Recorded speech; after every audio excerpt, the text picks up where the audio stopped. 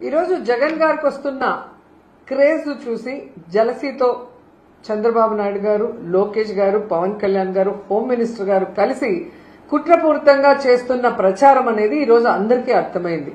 ఎందుకంటే మీరు అందరూ చూశారు, రాప్తాడులో జగన్మోహన్ రెడ్డి గారు వెళ్తే ఎలా జన సముద్రం రోడ్డు మీదకి వచ్చిందో, అలాగే పొదిలికి వెళ్ళినప్పుడు ఎలా జన సముద్రం వచ్చిందో మనం చూసాం, సత్తెనపల్లికి వెళ్ళినప్పుడు. సో ఎక్కడెక్కడ జగనన్న వెళ్తుంటే అక్కడ జన సముద్రం ఆయన వెనక ప్రవాహంలాగా పరుగులు తీస్తుంటే సో మళ్లీ జనాల్లో ఒక చర్చ లేసింది.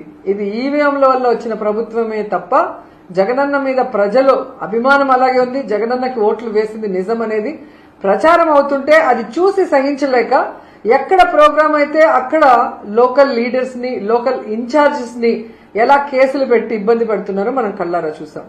సో ఈ 1 year లో మీరు చూస్తే జగన్ గారిని ఎలాగైనా కేసు పెట్టి లోపల పెట్టాలన్న ఒక కక్ష సాధింపుతో మరి చంద్రబాబు నాయుడు, లోకేష్ అడుగడుగున ఆయన మీద అవినీతి ఆరోపణలు చేస్తూ ఏ విధంగా లిక్కర్ కేసులో గాని, ఇసుక కేసులో గాని, మిగతా కేసుల్లో లేని ఉన్నట్టు సృష్టించాలని చూశారు. కానీ అవి ఏవి